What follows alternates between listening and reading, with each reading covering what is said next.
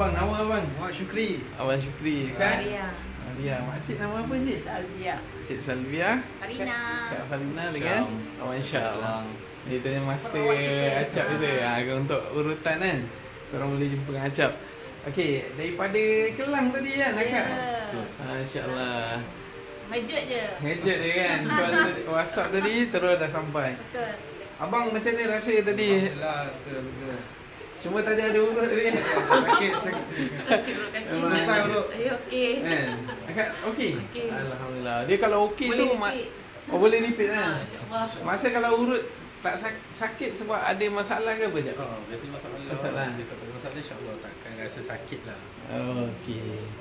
Okey, jadi bang macam ni hari ni? Okey, Alhamdulillah.